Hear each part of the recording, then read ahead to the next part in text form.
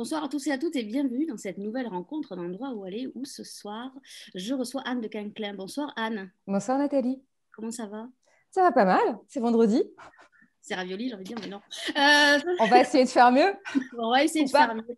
Parce que ce soir, je vous reçois pour ce livre. Alors, est-ce qu'on le voit bien? Voilà, La sourde oreille, qui est sorti donc le 7 mai. 5 mai. 5 mai, pardon, dans la collection Traversée chez HarperCollins. Moi, non seulement j'ai découvert une belle histoire, mais j'ai découvert surtout un auteur. Et quand un libraire découvre un auteur, c'est quand même fabuleux. Mais avant de rentrer dans le vif du sujet, je vais rappeler à nos amis participants qui peuvent vous poser des questions par l'onglet Converser. Et Frédéric reviendra vous les poser à la fin de la rencontre. Alors, la sourde oreille. Déjà, je voudrais juste dire que cette couverture est sublime. Alors après, on peut l'interpréter comme on veut parce qu'on voit plein de choses. Il y a des mains, il y a on imagine que c'est votre personnage principal. Votre personnage principal, c'est Joséphine Ikeda. Exactement, Joséphine Ikeda, qui est chef de partie poisson. Voilà. Je vais vous dire, est-ce que vous pouvez nous la présenter? Mais avant, je vais vous dire, c'est votre troisième roman. Que vous êtes aussi journaliste, on ne va pas rentrer dans les détails, maintenant vous êtes auteur. Et ce livre le prouve vraiment, parce que franchement, il y a des choses très intéressantes, et puis vous savez raconter des histoires, et il y a des thématiques très importantes. Il n'y a pas que les oreilles. Hein. Alors, ma première question, c'est quel rapport avez-vous avec le Japon et la cuisine? Alors, de prime abord, aucun rapport avec le Japon. Avec la cuisine, je dirais que mon rapport à la cuisine a évolué de par le confinement et la période un peu étrange qu'on vient tous de vivre. Je dirais que le moment de la cuisine, c'est le moment du lâcher-prise. Je me découvre un petit côté brivante de camp à cuisiner le dimanche soir pour anticiper mes repas de télétravail de la semaine. Mais c'est vrai que le côté se faire du bien en mangeant bien est quelque chose, est un credo que j'avais déjà et qui se renforce le temps passant. D'accord. Alors, est-ce que vous pouvez en une minute pitcher votre livre? Alors, c'est l'histoire de Joséphine, qui est chef de partie poisson dans un restaurant étoilé à Paris. C'est la seule femme de la brigade, elle est invisible et elle a enfin l'occasion de briller quand Jiro Uno, qui est un chef triplement étoilé japonais, jette son dévolu sur ce restaurant. Elle va bien évidemment préparer un repas parfait, elle va bien évidemment n'en avoir aucun bénéfice. Et pire que ça, l'attaché culturel qui accompagne ce chef découvre que c'est une femme qui a préparé le dîner. Or, au Japon, les femmes sont considérées comme en non-capacité de préparer les mets à base de poisson cru. Son chef voit là une opportunité de la virer de manière assez radicale.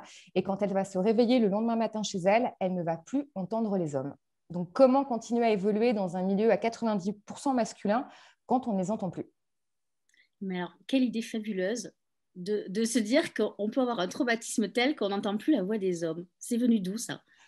Ça vient en fait d'une dépêche de l'agence Reuters, qui est une agence de presse qui envoie des informations aux médias, comme le fait l'agence France Presse, par exemple. Donc, tous les médias reçoivent de manière non-stop, quotidienne, minute par minute, des informations. Et je tombe sur cette information de prime abord complètement ubuesque. Et je me dis, tiens, ça ferait un bon début d'histoire.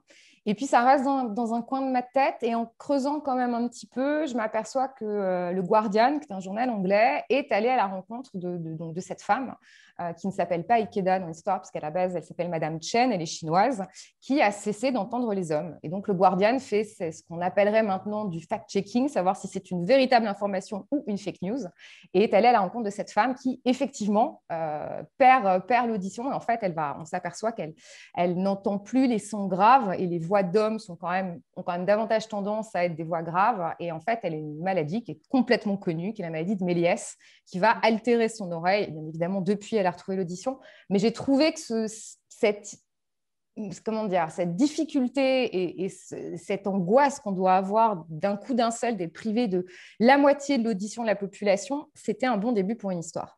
Ah mais ça, je vous le confirme, c'est quand même exceptionnel. Alors, elle a une double culture, Joséphine, parce que ses parents sont japonais, mais elle est née en France. Donc ça, c'est hyper important pour le fil de l'histoire.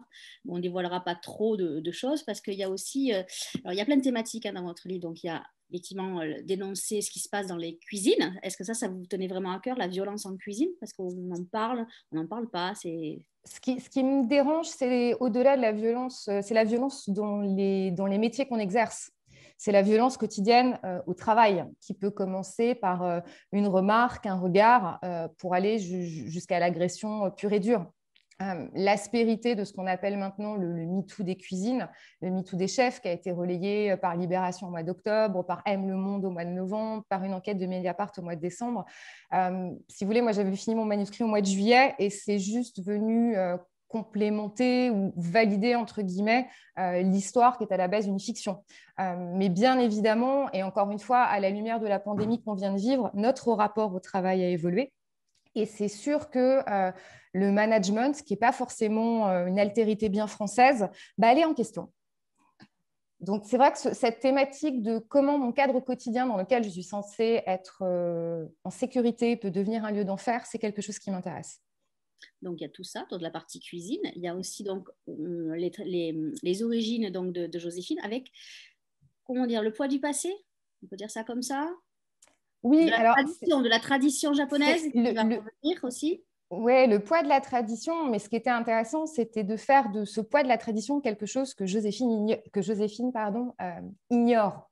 J'avais envie dans cette fiction d'avoir un élément déclencheur auquel on ne s'attend pas, une espèce de révélation pour le personnage. Moi, j'aime les personnages intelligents. J'aime les personnages qui grandissent au fil des pages et je crois beaucoup à l'intelligence du lecteur. Et je trouvais ça chouette de faire de cette jeune femme un premier modèle. On se l'imagine d'une certaine manière, Joséphine, et puis de la voir évoluer au fil de la lecture et des révélations qu'elle se fait à elle-même. Il y a aussi un personnage qui m'a beaucoup intéressée, c'est Bulle. Alors Bulle, c'est une dorade qui est sauvée par Joséphine et qu'elle met dans un aquarium. Ça, je ne connais personne qui est capable aussi de mettre une dorade dans un aquarium et de la balader en train jusqu'en Bretagne. Oui, alors j'aime bien ces phénomènes qui pourraient être... qui ramènent de la poésie. Et cette très belle idée m'a été soufflée par mon éditrice qui m'a dit « Mais attends, il y a toujours eu de la poésie dans ce que tu écris. Là, tu vas sur quelque chose qui est certes toujours de la fiction et tu attaques une thématique difficile. Trouve un moyen de retrouver la poésie qu'il y avait dans tes autres romans. » Et c'est vrai que de faire de Bulle cette espèce de miroir de Joséphine, je trouvais ça extrêmement joli. Et puis j'aimais bien cette idée complètement incongrue de voir une fille qui prend le TGV et puis le tortillard pour aller jusqu'à Paimpol en Bretagne, où ses parents sont installés, avec effectivement Bulle, la dorade, dans un aquarium. Surtout qu'elle est chef de partie poisson, donc son métier, c'est de découper les poissons. Là, elle la sauve quelque part. En fait, elle la sauve parce qu'elle l'a oublié. En fait, le menu de gala que prépare Joséphine, elle a une spécificité, c'est qu'elle adore mélanger les poissons d'eau de mer et les poissons d'eau douce. Et c'est vrai qu'en général, dans les cuisines, on évite de mettre au menu les poissons d'eau douce dont on estime qu'ils ont davantage de bactéries, puisque sortis tout frais de la rivière. Et c'est vrai que Joséphine, là-dessus, a ce culot, cette initiative de mélanger les poissons et que dans l'énergie de la soirée, elle va oublier cette dorade d'eau. Et cette dorade d'eau, c'est aussi un joli clin d'œil à ce qu'elle va devenir et au chemin qu'elle va parcourir. Exactement. Alors, tant qu'on est dans le poisson, toutes vos en-têtes de chapitres, si on peut appeler ça des chapitres, oui, des chapitres, c'est un nom de poisson. Si j'ai bien compté, il y en a 38. Ouais. Est-ce que c'était pourquoi avoir choisi des en-têtes de titres, de chapitres avec des poissons? Alors, ils ne sont pas là par hasard, hein, puisque certains, vous mettez la définition, vous expliquez quel poisson, par exemple la dorade, vous dites ce que c'est, et ça matche un peu avec le texte qui suit dans le chapitre. C'est parce que j'aime bien mettre des défis. Allez, vas-y, trouve un poisson qui va caractériser ce qui va se passer après. Et puis, ça a été un travail à 4 mains, parce que j'ai ma fille qui a 10 ans, qui m'a aidée à trouver des noms de poissons. Donc, ça a été un exercice familial d'aller chercher la typologie la plus juste de poissons. Et puis, il y a une phrase de Monsieur Dior que j'aime beaucoup, c'est « L'amour est dans le détail ». Et je trouvais ça élégant d'avoir ce détail du choix juste du mot et de ce qu'on pouvait mettre derrière un intitulé de poisson en termes d'émotion dans le texte et dans le chapitre qui devait arriver. C'est la première chose que j'ai pensé quand je me suis dit, si Anne met un nom de poisson en tête de chapitre, c'est qu'il y a quelque chose en corrélation dans le texte. Com- Et du coup, je l'ai complètement. cherché et je l'ai trouvé à chaque fois. Chaque fois, je dis, ah, là, c'est quand même très fort. Et puis pour compléter, Nathalie, moi j'ai eu la chance d'avoir un papa qui faisait de la virologie moléculaire appliquée au domaine piscicole. Alors essayer de caser ça dans une soirée maintenant qu'on est déconfiné, ça fait son petit effet et que malheureusement que j'ai perdu il y a quelques années et dont je me suis dit en l'écrivant cette histoire et en mettant ces titres de poissons, la seule chose qui manque à cette histoire, c'est qu'il m'aurait dessiné, et je pense que ça aurait fait sourire mon éditeur, le poisson, l'introduction à l'encre de Chine, c'était sa grande passion. Vous voyez, la Chine, l'Asie, on n'est jamais loin. Voilà, et je crois que c'est un petit clin d'œil inconscient aussi. Alors, je voulais vous poser une question que vous avez posée, vous, page 27, la fameuse. Ouais. Est-ce qu'on peut rater sa vie sur une soirée? Je pense qu'on peut rater sa vie si on le décide, mais on ne rate pas sa vie sur une soirée. Dans toutes les histoires que j'ai écrites, que ce soit des romans, pièces de théâtre qui viennent de sortir ou la prochaine que je viens de terminer d'écrire, je pars du principe que rien n'est jamais foutu. Jamais. Et qu'on est notre meilleure solution. Bien que, en général, ce soit absolument pas comme ça qu'on soit éduqué. Mais je pars du principe qu'on est sa meilleure solution. Alors, dans ce personnage, il y a beaucoup de femmes, puisque donc il y a Joséphine, il y a ses copines cuisinières Olympe et Simone. Simone, ouais. Il y a Ève aussi qui viendra un peu vers la fin, donc il y a sa maman aussi. Mais il y a aussi des personnages masculins. Et ces personnages masculins, ils ont quand même une importance. Donc, il y a Pierre, No et son père. Et le chef. Et le chef, oui, le chef. Oui, mais alors le chef, comme on l'aime pas trop, on l'écarte. Et oui, mais pour aimer les autres, voilà, il fallait qu'il y ait le chef aussi. Oui, oui, c'est clair. D'ailleurs, ça vous évoque quoi, oui, chef, vous, quand vous l'entendez maintenant? Alors déjà, c'est encore une fois, moi j'ai un rapport au management qui n'est pas un management descendant, donc le oui chef me terrifie, basiquement. Donc oui, le oui chef, il est très à l'image de ce qui se passe dans les cuisines. L'organisation des cuisines, elle est vieillotte. À la base, elle descend de la vision d'Escoffier, qui a en gros régi les brigades parce que avant tout, c'est pour une problématique d'hygiène. Voilà, donc là, la vision de base est plutôt bonne. Après, dans ce que j'ai appris dans l'écriture de ce livre, c'est qu'on est vraiment dans une logique extrêmement hiérarchique, parfois étatique. Et c'est vrai que le oui-chef, c'est l'obéissance absolue et parfois l'absence de réflexion. Donc, à partir du moment où quelqu'un arrête de réfléchir, moi, en général, ça me fiche la trouille. Il y a quelque chose que j'ai trouvé. Alors, on reviendra sur les personnages masculins parce qu'il y en a un qui est particulièrement intéressant, c'est No, puisque c'est lui qui va mettre le doigt sur le problème un peu physique de Joséphine et elle va se poser la question de savoir pourquoi il lui dit un mot. On reviendra après sur ce mot. Je pense que ça ne dévoilera pas du tout l'histoire, mais sauf si vous estimez qu'il ne faut pas en parler. Mais j'ai perdu mon film du coup. Oui. La perte donc, de l'audition, elle est obligée de passer par l'écrit quand elle s'adresse à des hommes. Et il y a quelque chose qui est très intéressant, elle se rend compte que écrire, c'est fatigant. Est-ce que pour vous aussi, écrire, c'est fatigant? Ah non, moi, écrire, c'est une récréation. Donc ça, non, écrire, c'est une récré. Écrire, c'est l'absence de jugement, c'est sortir les histoires qu'on peut avoir dans la tête. Non, écrire, c'est la fiesta. Mais pourquoi vous avez fait dire ça? Écrire, c'est fatigant.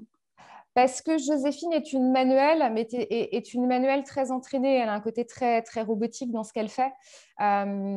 Or, écrire pour traduire une émotion, c'est épuisant parce que ça veut dire que pendant un instant, on doit s'arrêter de penser pour construire une pensée. Et comme elle ne le fait plus, parce qu'elle est comme un petit robot en mode automatique, forcément, ça la fatigue. Elle a une autre passion, ce sont les couteaux. Bon, alors elle est chef de partie poisson, mais elle est aussi japonaise. Et donc, il y a l'importance de ces couteaux parce qu'aussi, on estime que la coutellerie, c'est une affaire d'homme. Tout à fait.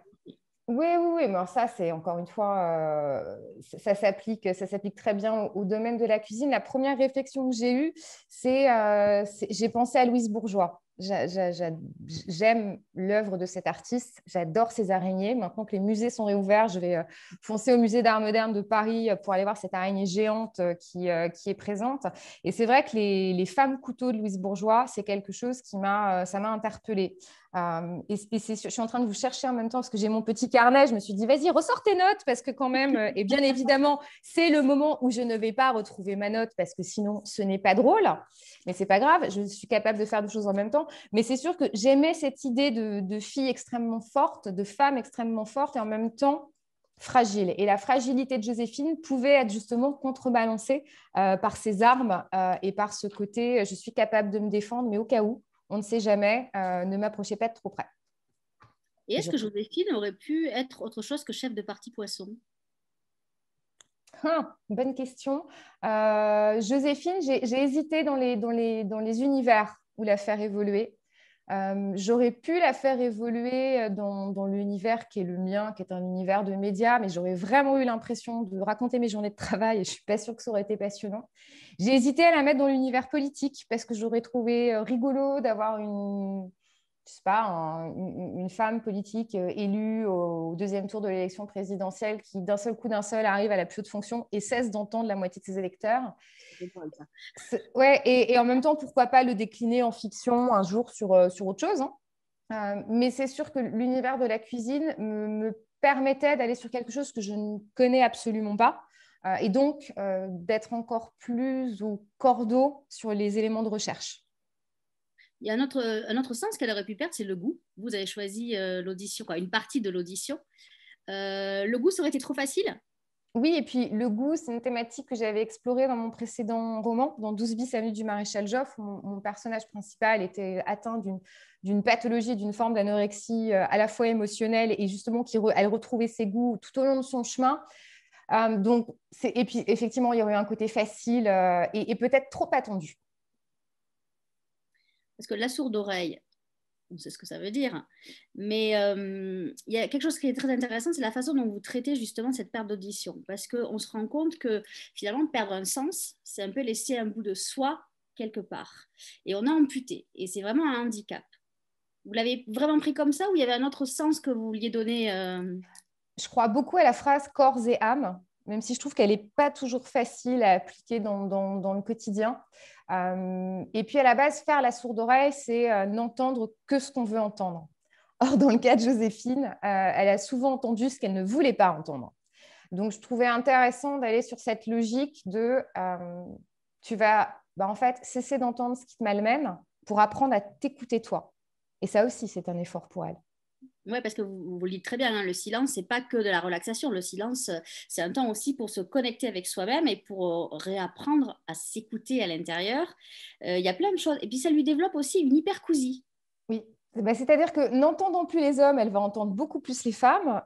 Et objectivement, c'est pas forcément mieux. La Non. fameuse sororité qu'on nous vend à grands coups de magazines féminins, en l'occurrence en cuisine, ne fait pas ses preuves, même si elle est extrêmement bien entourée par Olympe et par Simone.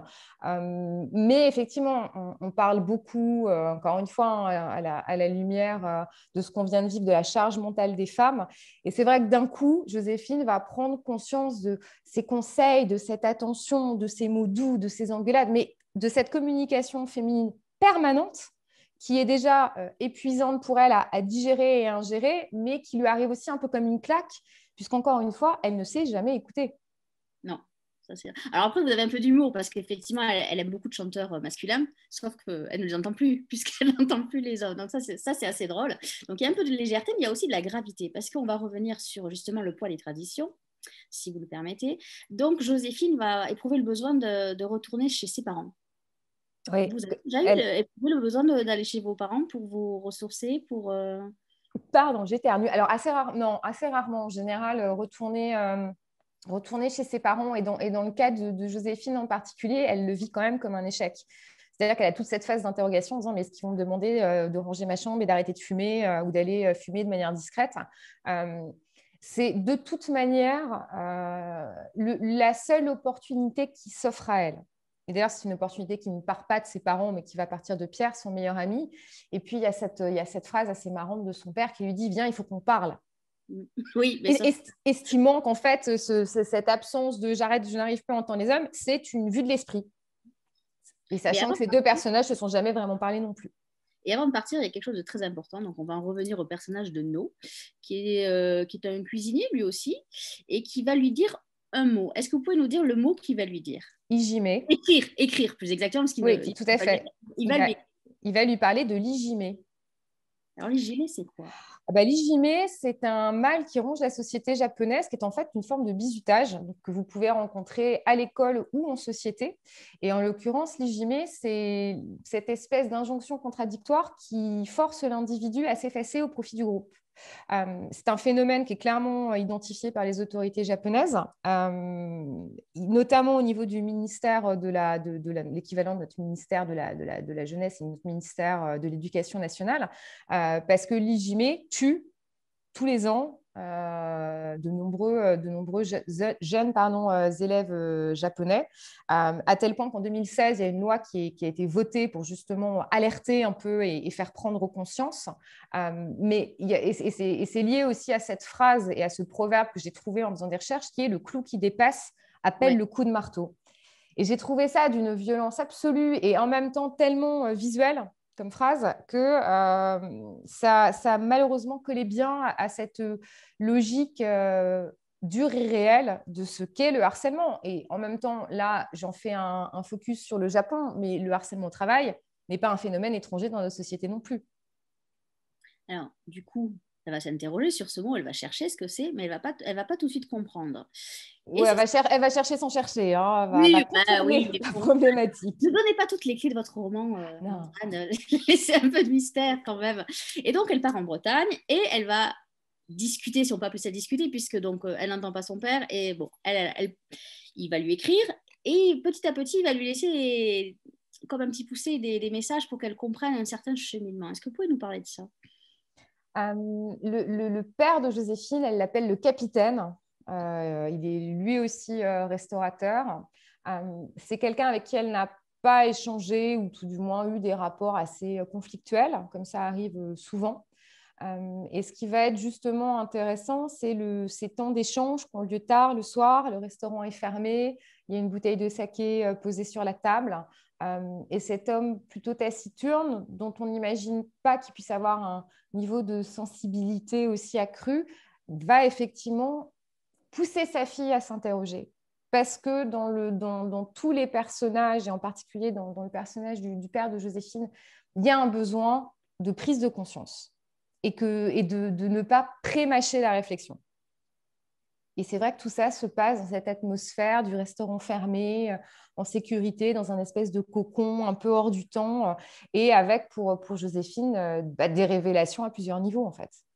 Ouais, surtout que vous menez bien la barque parce qu'on a l'impression que c'est le père qui va révéler plein de choses à Joséphine. Et en fait, non, bam, c'est sa mère, finalement, qui va prendre le... Mais ça, on ne dira pas quoi, parce que je pense qu'il faut que les lecteurs le découvrent. Mais vous avez bien joué là-dessus parce que vous nous emmenez, j'allais dire en bateau, c'est un peu facile, mais c'est le cas de le dire parce que vraiment, on ne s'attend pas à ce que ce soit sa mère, finalement, qui soit... qui prennent les choses en main. Parce que aussi, Joséphine, elle est célibataire. Elle a quoi? Elle a 30 ans à peu près. 30 ans, Oui, c'est elle des... a la trentaine. Ça, au Japon, c'est juste pas possible non plus. Oui, et ça a été un peu moi la surprise. Je savais que la société japonaise était extrêmement dure vis-à-vis des femmes non mariées qui ne procréent pas, qui sont en gros considérées comme inutiles. Mais c'est sûr que j'aime bien les renversements. J'aime bien les renversements, j'aime bien qu'on ait un a priori sur un personnage et que, ah ben, en fait, non, pas du tout. Et c'est vrai que ouais, le personnage de la maman de Joséphine, j'ai énormément de tendresse pour lui. Mais tous ces personnages sont très attachants. Même les copines, Olympe et Simone, sont très drôles. On les visualise très bien. Mais c'est vrai que les parents, il y a quelque chose qui se dégage de très particulier parce qu'ils veulent prendre soin de Joséphine, mais ils veulent aussi la bousculer. Et une fois donc qu'elle a été un peu bousculée, qu'elle a compris, elle repart. Elle repart à Paris et là, c'est la révolution. Là, elle va... Oui, c'est une révolution qui monte, c'est une envie de justesse et de justice, hein, parce que Joséphine, c'est une fille qui voilà, qui supporte pas les blessures d'injustice. Et c'est une envie de parfaire son apprentissage d'elle-même. J'ai envie de vous dire, à 30-35 ans, il était temps.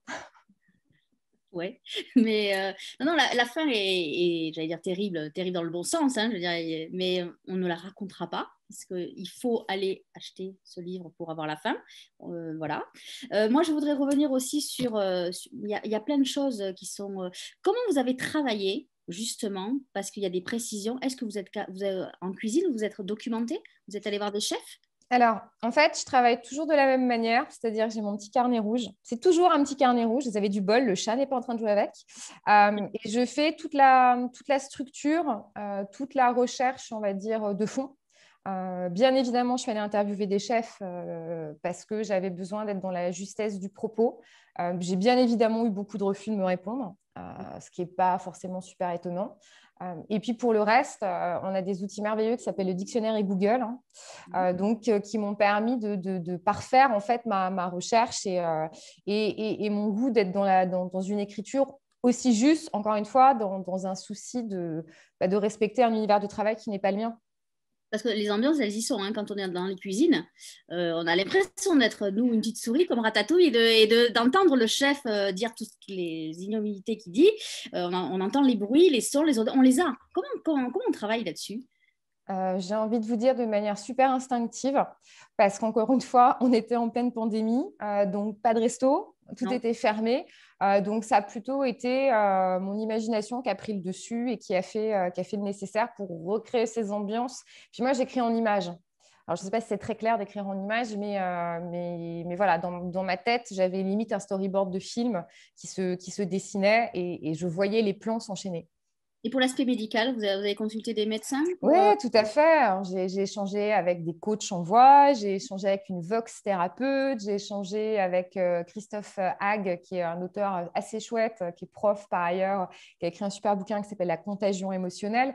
Donc oui, là-dessus, encore une fois, la maladie de Joséphine telle que je l'ai écrite, il fallait la renforcer, la rendre crédible et par ailleurs, à un moment, avoir un renversement par rapport à sa signification. Donc, comme j'ai encore une fois le souci du détail, il était important pardon, pour moi d'avoir les bonnes informations à la base. Et à la fin, vous évoquez aussi quelque chose qui a été évoqué dans pas mal de livres. Je crois que c'est Isabelle Carré aussi qui l'avait évoqué dans son livre. C'est cet art de mettre les failles en valeur avec de l'or.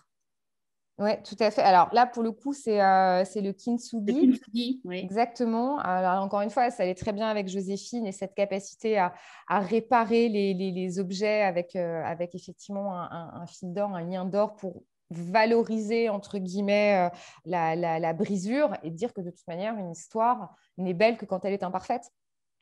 Qu'est-ce que ce livre vous a apporté? Est-ce qu'il vous a appris des choses sur vous que vous ne saviez pas? Alors, est-ce qu'il m'a appris des choses sur moi que je ne savais pas? Non. Non. Par contre, il m'a effectivement appris que je pouvais grandir dans mon écriture. Et ça, c'est toujours un peu le défi quand on écrit, cette envie de toujours raconter une histoire encore plus chouette, des personnages encore plus affûtés.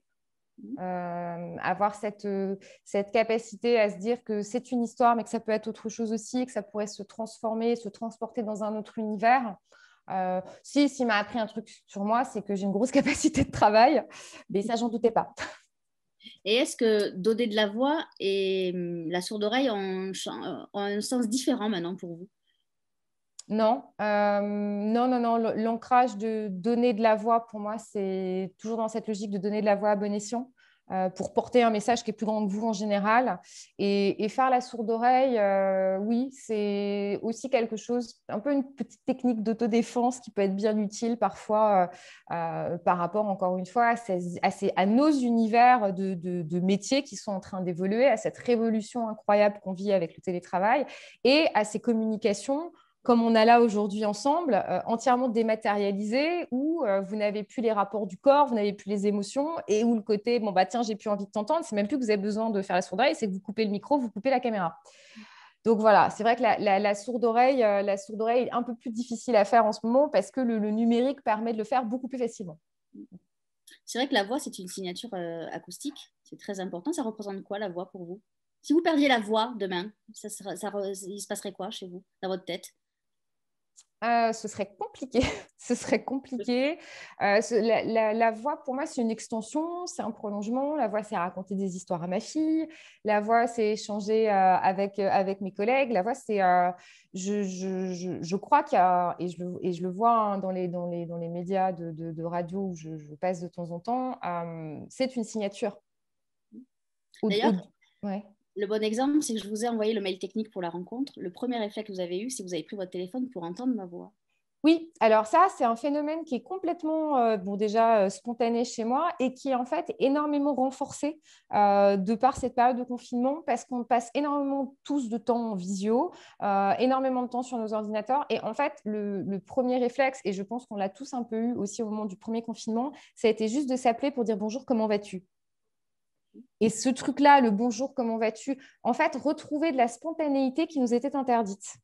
Retrouver cette logique d'immédiateté sans passer par l'interface de l'écran. Et retrouver, en fait, au final, ce lien qui nous a beaucoup manqué, qu'on commence à retrouver, mais qui va être de toute manière un lien différent parce qu'on ne reviendra jamais à la normalité qu'on a connue. Donc, c'est sûr que si vous me privez de ma voix, je me sentirais très frustrée. Alors, il y a quelque chose de très fort que vous avez dit, c'est que vous faites dire à Joséphine, c'est que d'être privé de la voix des hommes, ça les fait perdre son humanité. Oui, parce que Joséphine s'est construite sur un merveilleux modèle judéo-chrétien. Voilà, basiquement. Donc forcément, elle s'est toujours construite par rapport à ce qu'on lui a envoyé, ce qu'on lui a projeté, la voix des autres, le son des autres. C'était beaucoup plus pratique et puis ça lui évitait bien des choses, genre s'écouter. Et est-ce que vous croyez que la voix des hommes limite celle des femmes? Non, je crois qu'il n'y a aucune voix limitante à partir du moment où on est en capacité à les distinguer et à distinguer une voix d'une émotion, d'une information, d'une injonction. Et c'est ça le plus difficile en fait. Et clairement, dans le cas de Joséphine, elle a tellement digéré la voix des autres et les injonctions contradictoires et qu'elle se les ait appropriées, mais encore une fois, parce qu'elle ne s'est jamais écoutée. Et est-ce que vous auriez pu écrire l'histoire? C'est un homme qui perd l'audition et qui n'entend plus les femmes. Non, parce que ça existe déjà au cinéma. Ça s'appelle Ce que veulent les hommes, si je ne dis pas de bêtises. C'est Oui, un vieux mais film, hein. Mais c'est pas la même chose. Il non, n'a pas eu un traumatisme, là. Il s'est juste fait électrocuter dans sa baignoire en testant des on- produits de beauté. tout Donc, à fait, tout à fait. Mais du coup, il entend les femmes et c'est parfois un peu traumatisant. Non, j'aurais pas pu. J'y pense pour le prochain. Je pense pour ma prochaine histoire à faire de mon personnage principal un homme. Je pense que la littérature française, depuis des années, les met beaucoup à l'honneur et que c'est pour ça que j'ai toujours insisté sur des personnages féminins. Peut-être que j'oserais quelque chose de différent pour le prochain. Mais non, ça ne me parlait pas, pour le coup, d'avoir un homme qui parle audition. non, mais ça aurait pu, parce qu'il entend plus. Ouais, mais bon. Ouais, mais alors c'était pas. Ouais, non, ça m'a. Mais même pas effleuré 3 secondes. Je crois que j'étais très décidée à faire de ce personnage Mais féminin. moi, je suis ravie, hein, parce que franchement, moi, je l'avais jamais vu et j'ai trouvé ça fabuleux comme histoire. Et non, non, vous avez bien fait de prendre cet angle-là, mais je voulais juste vous poser la Ouais. question comme ça. Et est-ce que vous êtes d'accord avec cette affirmation que vous avez écrite aussi dans votre bouquin? Alors là, j'ai plus la page, que la cuisine, c'est l'âme exacerbée. Oui, oui, parce que encore une fois, on va au restaurant pour savourer quelque chose qui va d'abord passer par le regard, une belle assiette, et ensuite par le goût. On ne va pas au restaurant pour manger une assiette technique. Enfin, Sauf si vous travaillez au Michelin. oui, mais encore une fois, enfin, on voit bien dans les émissions culinaires qui sont mises en place, qu'on vous parle de technicité, qu'on vous parle de style, enfin, finally, est-ce que c'est bon ou pas? Mm. Donc, c'est vrai que c'est ce côté manger quelque chose qui vous fait du bien, qui va vous renvoyer un souvenir, à une sensation, à une émotion. Oui, ça renvoie forcément à l'âme. D'ailleurs, c'est dit plusieurs fois, hein, je fais la cuisine pour faire plaisir aux autres. Mon Ouais. métier, c'est faire plaisir aux autres. Et ça, c'est dit 2 ou 3 fois par 2 personnages différents, d'ailleurs, donc ça, on a bien compris. Vous citez aussi des noms de chefs. Alors, dans votre... ils ont été choisis parce que c'est des chefs que vous aimez particulièrement ou c'est le hasard? Alors, il y a des chefs qui sont cités dans l'histoire parce que le personnage masculin, donc, qui est le chef de Joséphine, a une grande capacité de marketing de lui-même, mais plutôt que d'aller, lui, s'inventer une histoire, il va voler celle des autres.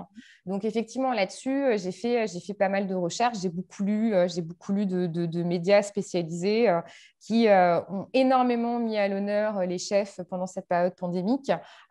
Et donc, ça a été un plaisir de renforcer le côté, comment dire, pas méprisant, mais ouais, on a du mal avec le chef de Joséphine, en prouvant qu'en fait, l'acte qu'il avait eu par rapport à Joséphine, qui est une femme dont on aurait pu dire, OK, il est sexiste, il est misogyne, non, il fait pareil avec les hommes, en C'est vrai qu'ils ont... s'accaparant leur vie. Vous savez à qui j'ai envie de le faire lire, ce livre? Je vais le faire lire à Sylvie Le Bihan. Sylvie Le Bihan est une auteure et c'est la femme de Pierre Gagnère. Et je la connais très bien. Et quand je l'ai lu, j'ai pensé à elle, j'ai dit, tiens, je vais dire à Sylvie de lire le livre et j'aimerais bien avoir son avis et je vais le faire parce que moi, j'ai ce pouvoir-là de faire lire les gens. Donc, je vais lui dire, voilà, je vais même lui offrir, voilà, je vais lui envoyer votre livre et je vais lui dire, voilà, Sylvie, j'aimerais bien que tu le lises et que si Pierre peut le lire aussi, ça serait pas mal. J'aimerais bien avoir un avis d'un professionnel. Donc, je referme la parenthèse, mais en tout cas, oui, il faut que les gens vous lisent parce que vraiment, il y a quelque chose de... Je vous dis, c'est magique. Quand un libraire découvre un auteur et une histoire, Frédéric le disait, on s'en empare et vraiment, ben voilà, Frédéric arrive au bon moment. Je crois qu'elle va vous lire un petit passage. 7 jours sans eux, pas de son, pas de murmure. Je suis coupée de 50% de ceux qui composent ce monde. J'invente une nouvelle grammaire. J'apprends beaucoup en ce moment. Tous les matins, en allant faire mes courses, je souris un peu bêtement au maraîcher et au boulanger. J'ai renoncé à lire sur les lèvres, ça me donne un air suspicieux. Je remarque que mon regard de biche effarouché et mon sourire gêné marchent nettement mieux pour obtenir les choses. Est-ce que les hommes rêvent de ça? Une jolie fille qui se tait et qui sourit? C'est dire si ça renforce ma théorie. Je traverse la rue de Tolbiac, enchaîne avec la rue Bobillot, j'ai rendez-vous chez mon généraliste. J'entends la ville qui ne semble pas avoir de sexe. Je distingue le chant des oiseaux, le bruit des bus, les piétonnes. Les voix des femmes sont nuancées, parfois rondes, parfois pleines. De la mezzo-soprano au contralto, c'est une musique nouvelle. Mon chef trouvait que les femmes faisaient du bruit, qu'elles étaient brouillonnes, parlant trop bas, blablatant pour rien, bruyantes dans le fond. Les rares qui osaient hausser le ton étaient vite qualifiés d'hystériques. En ces lieux, j'ai cultivé le silence, froid, domestique. C'est le meilleur moyen d'en placer une sans se faire couper la parole. Je n'ai quitté la cuisine qu'une fois lors d'une réunion préparatoire à un dîner de gala. Après 5 interruptions, dont 2 concernant la manière dont j'étais habillée, je suis sortie, la tête haute, expliquant que je n'avais rien à faire ici. André était venu me chercher, un directeur d'établissement particulier. Je n'ai jamais pu le cerner. Je ressens beaucoup de souffrance chez lui, de la résilience aussi. Il m'a adressé un mail ce matin pour m'indiquer que la prime de l'équipe me revenait également, qu'elle me serait virée dans les meilleurs délais. Il me demande de le tenir au courant de la suite. Imagine-t-il que je vais l'attaquer en justice? André sait des choses, mais il est trop lâche pour agir. Et moi, encore trop secouée pour m'improviser lanceuse d'alerte. Pour le moment, je veux remettre le son. On ne va pas au restaurant pour savourer une assiette technique, on y va pour découvrir des matières brutes, transformées. On travaille le vivant. C'est une conversation d'essence. En cuisine, on parle souvent de la technique du chef. En salle, on parle des saveurs. Les papilles, l'œil, le nez. Le cerveau joue lui aussi son rôle dans la dégustation. Un souvenir, une madeleine, et on peut s'émouvoir. Parce que la bouchée a le goût de l'enfance ou celui de l'adieu. La cuisine, c'est la m'exacerber. À table, on n'est jamais indifférent, ou alors c'est que c'est raté. Ma joie discrète quand je travaille, c'est de déclencher des émotions et de voir revenir des assiettes vides. Être reconnue pour un mélange de saveurs. Plaire sans être vue. C'est peut-être là que les choses déraillent. Je suis aujourd'hui une femme cabossée. À être trop sensible aux voix des autres, on cesse de s'écouter soi. Et un beau matin, plus de vibrations. Est-ce que j'ai trop privilégié le goût des autres? Est-ce que je me mens? J'ai digéré les codes et je suis devenue ça, infirme aux hommes. Je ne les ai peut-être pas assez aimés, ou trop écoutés, ou l'inverse, je ne sais plus. Peut-être qu'au fond, je suis comme certains de ces chefs qui dissimulent leur trouille derrière une forte gueule ou une violence verbale. Je veux plaire et être aimée. Imposer mes goûts en faisant croire que je respecte ceux des autres. Je veux plaire tout court. Je refuse d'hésiter. Pendant le service, je suis terrifiée par ceux qui ne savent pas ce qu'ils veulent. Je suis en manque de parole, je suis en manque de reconnaissance. Regardez-moi, je suis là, j'existe. La plupart des gens pensent que converser, c'est parler. À défaut, je les observe. Je les regarde, je les sens. Mon odorat se développe depuis que mon ouïe a failli. Je les déchiffre à leurs mouvements, à leur parfum, à la manière dont ils agitent la main pour commander un café. Je devine en silence le timide, l'orgueilleux, le sans-gêne, le jaloux. Être privé de cette interaction me pousse dans un rôle animal. Je communique, mais je ne converse pas. Ça n'a pas l'air de les déranger. La voix des femmes, c'est autre chose. Que de conseils proférés, de mises en garde, de mots d'amour entendus depuis des jours, des mères, des sœurs, des amies, des copines, des potes, entraide à tous les étages et parfois déchirement. Des rires aussi, profonds, à gorge déployée. Des engueulades sonores dont je ne saisis pas le contrepoint. Je savoure chaque instant de cette perception nouvelle. En coupant le sifflet aux hommes, je suis consolidée dans ma position. Ils ne peuvent plus m'atteindre, ni par méchanceté, et encore moins par mesquinerie. Je suis Beyoncé de Beauvoir. Merci Frédéric pour cette belle lecture. Alors Anne, j'ai une question de Joséphine, justement. Mais ce n'est pas la même, hein, je pense. Ça serait étonnant qu'elle nous appelle en nous disant « J'existe, je suis là ». Elle voudrait savoir quelle cuisinière vous êtes. Une cuisinière du quotidien. J'adore cuisiner pour mes amis quand je les reçois. Donc, autant vous dire qu'en ce moment, c'est pas trop ça. Mais sinon, j'ai toujours été, enfin, j'ai été élevée par des parents qui ont toujours insisté sur le côté fruits de saison, légumes de saison, plats de saison, plats simples. Donc, concrètement, personne n'est décédé après avoir mangé chez moi. Personne n'a eu une intoxication alimentaire non plus. Ma fille modère en disant on ne sait pas trop. Mais non, je suis une cuisinière qui est contente d'avoir ses copains autour de la table et de préparer un dîner qui va forcément être un dîner où on va autant parler que manger. C'est quand même assez rare hein, qu'on meure en allant manger chez un copain. Oui, enfin une bonne petite intoxication alimentaire parfois, on ne sait jamais. C'est-à-dire que si votre cuisinière ne mange pas de ce qu'elle vous a préparé, vous pouvez peut-être vous inquiéter. Quel est votre plat préféré? En ce moment ou en général? Ah, il y a un en ce moment et un en général? Bah oui, c'est-à-dire qu'on mange de saison, donc je ne mange pas toujours la même chose. Non, parce que en fait, la vérité, c'est que je pourrais manger des tomates mozza tous les jours que l'univers fait. Donc c'est pour ça que je vous dis en ce moment, on est plutôt soupe de courgettes. Hein, on n'est pas sur une grosse folie alimentaire. Il ne fait pas encore très chaud. Non. Le livre qui vous a marqué quand vous étiez adolescente? Cyrano de Bergerac. Et qui me marque toujours. Je pense que s'il y a bien un livre doudou auquel se raccrocher quotidiennement, quelle que soit la situation qu'on traverse, un peu comme le souffleur dans Amélie Poulain, c'est Cyrano de Bergerac. Il n'y a rien acheté et ça n'a pas pris une ride de l'injustice dans la scène du non-merci, au désir d'être apprécié et d'être fort en gueule pour qu'on nous remarque, en passant par le fait d'avouer son amour au dernier moment parce qu'on a cette volonté de ne pas trahir. Et puis, par moi, la notion de panache chez moi, elle est super importante. Donc oui, c'est Cyrano Forever. Qu'est-ce qui traverse vos 3 livres? La quête de soi.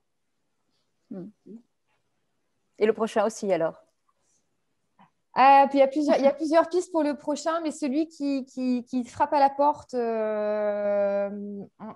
oui, la quête de soi sera potentiellement toujours là, mais j'ai envie d'aller encore plus loin dans la logique de renverser la table, en fait, en ayant potentiellement un personnage masculin comme personnage principal.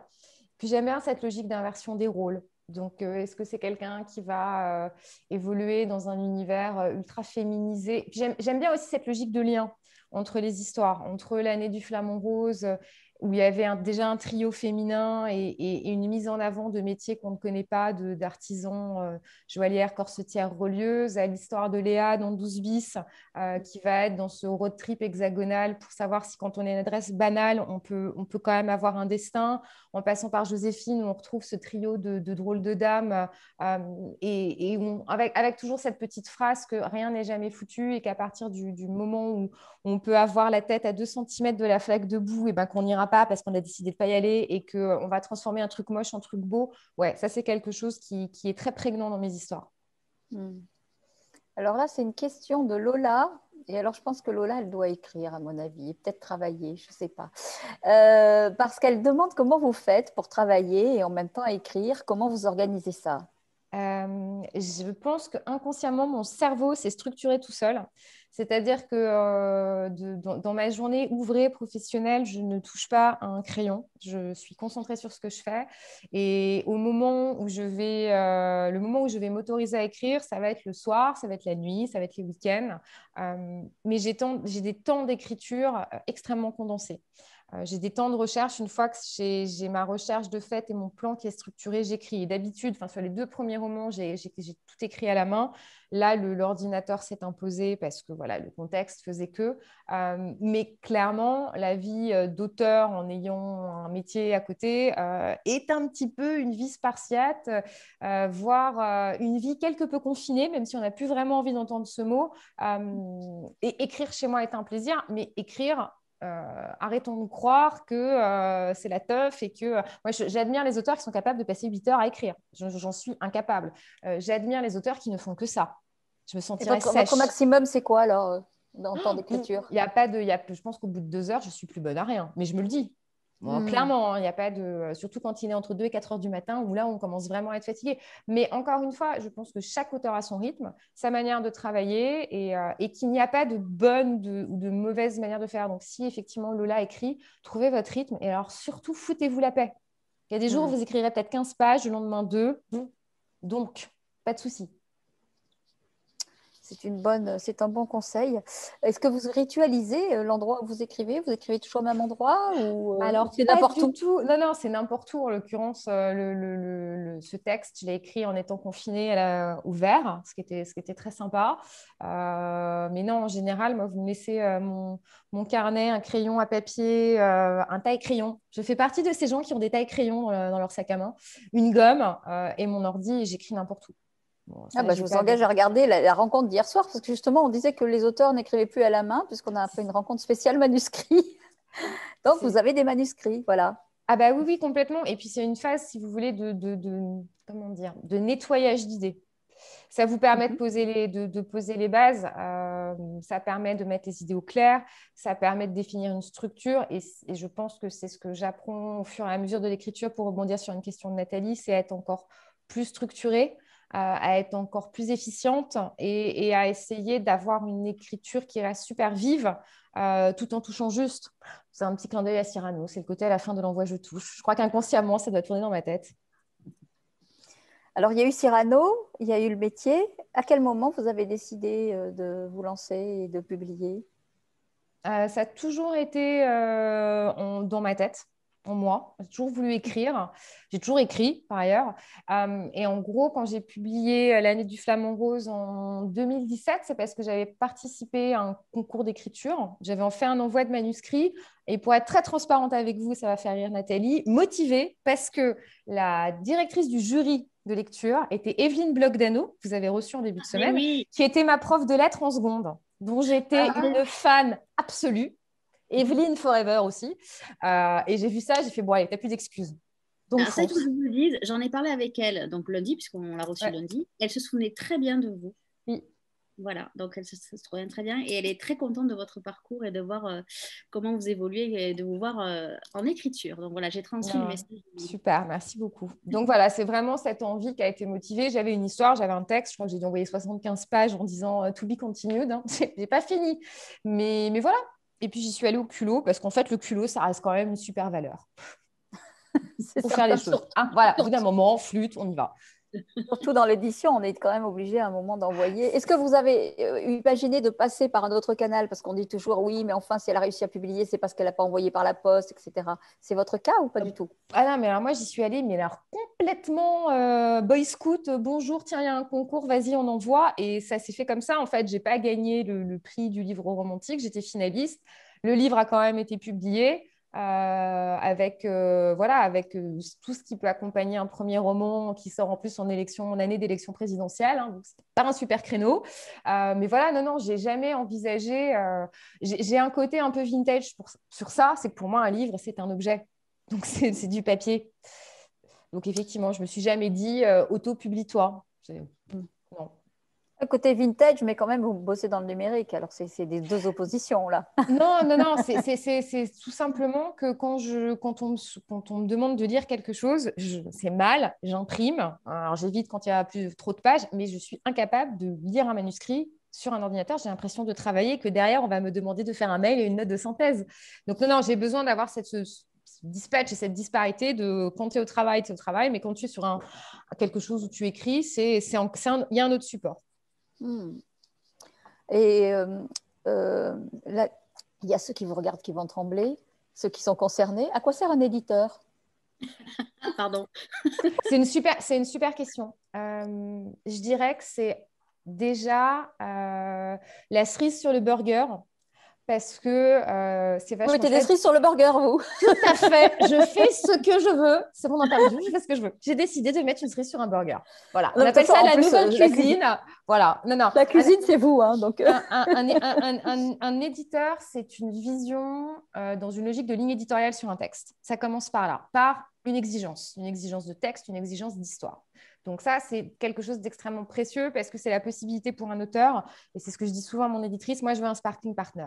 Je ne veux pas quelqu'un qui me dit « ok, c'est bon, tout va bien ». Non, moi je veux quelqu'un qui me renvoie la balle et qui fasse que le texte monte parce que je suis comme ça et parce que mettre 18 € dans un livre, j'ai envie que le lecteur, au final, au-delà du fait de se dire « ouais, ça coûte des sous de mettre 18 € dans un livre, l'histoire est géniale ». Voilà, il y a cette logique qu'un livre, ce n'est pas qu'un livre, ça peut être d'autres choses. Un éditeur, c'est aussi de pouvoir s'appuyer sur un savoir-faire et des compétences qu'on n'a pas en étant auteur tout seul. Après, clairement, l'édition, à l'image de plein de secteurs qui ont traversé cette crise en découvrant des choses sur eux, est à mon sens un secteur qui va évoluer parce que moi, c'est un projet qui tourne dans ma tête et que je ferai peut-être naître un jour. Je suis effarée de voir le nombre de livres qui sortent en objet livre et qui ne restent que des livres. Donc, affaire à suivre, ce matin, j'entendais sur Europe 1 qu'il y avait eu 10% des Français qui s'étaient mis à écrire et à inonder les éditeurs de propositions et d'idées. Bon, bah, très bien, un pays qui écrit, un pays qui lit, un pays qui va bien. L'encouragement et l'énergie qui a été mise dans le fait de laisser les librairies ouvertes et demander l'ouverture des librairies pendant le confinement en est un signe. Maintenant, je pense que c'est des très jolis métiers qui sont construits comme plein de métiers en silos et que ces silos mériteraient de s'ouvrir un peu. Mais encore une fois, ça n'est pas propre à l'édition. Ça lag, Frédéric. Au moment même où ils ne veulent pas recevoir. Je n'ai pas entendu votre question, ça a coupé, Frédéric. Pas grave, Nathalie va reprendre. Oui, ça coupe, Frédéric. Non, c'était juste, je disais que je repasse la parole à Nathalie. Ah, d'accord. Alors moi, je vais remontrer ce merveilleux. Est-ce que c'est vous qui avez choisi la couverture? Non. Alors ça aussi, le truc qui est vachement bien quand on a un éditeur, c'est qu'on peut bénéficier du savoir-faire et de l'œil d'une merveilleuse DA. Donc voilà, et d'une vision, et c'est ça qui est super chouette sur Traversée, ça l'était déjà l'année dernière et ça l'est encore plus cette année, c'est ce lien d'un livre à l'autre, d'une histoire à l'autre, et qu'on retrouve dès la couverture où il y a un parti pris. Voilà, je parlais de culot tout à l'heure, il y a cette logique de parti pris.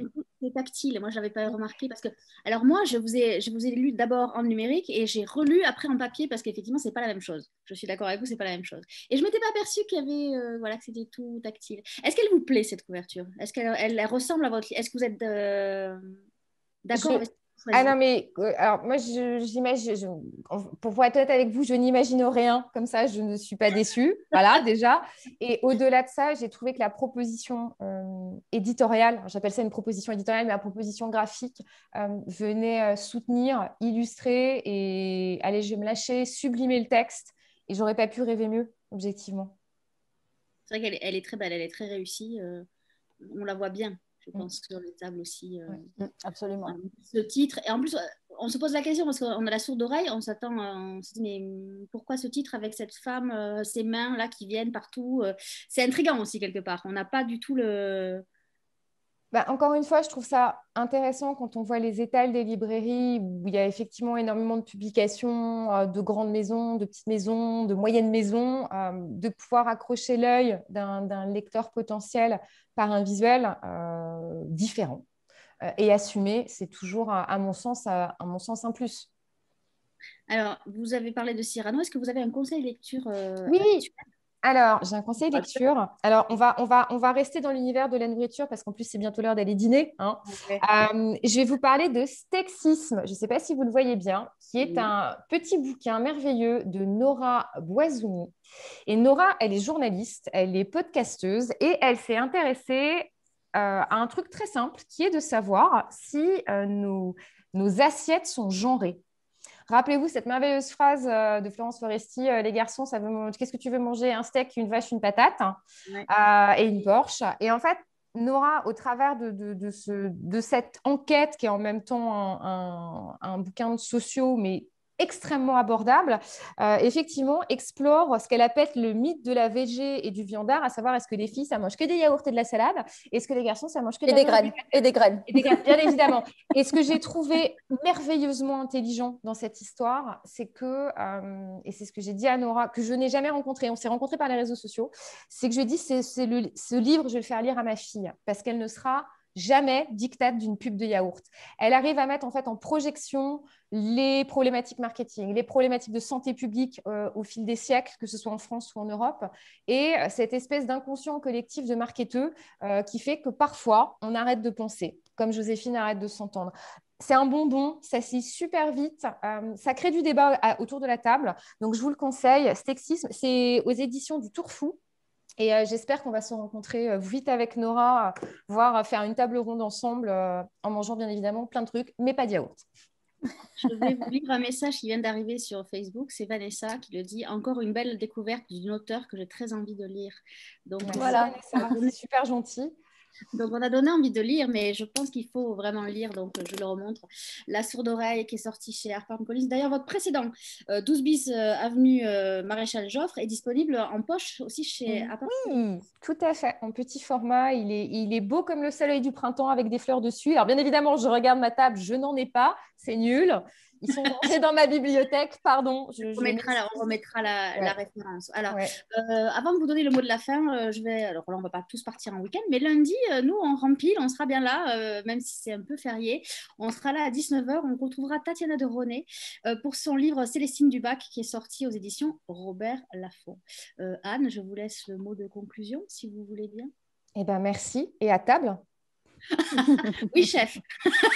Ah non. Parce que, ouais. Et c'est le métier qui rentre aussi, c'est pas mal aussi. Hein, comme... Elle est horrible cette phrase. Hein. C'est le métier qui rentre. Elle est terrible. En tout cas, merci beaucoup Anne d'avoir été avec nous ce soir. Merci à vous pour l'invitation, c'était chouette. Et puis, bon week-end à tout le monde, belle soirée à vous tous. Et puis Frédéric, à lundi.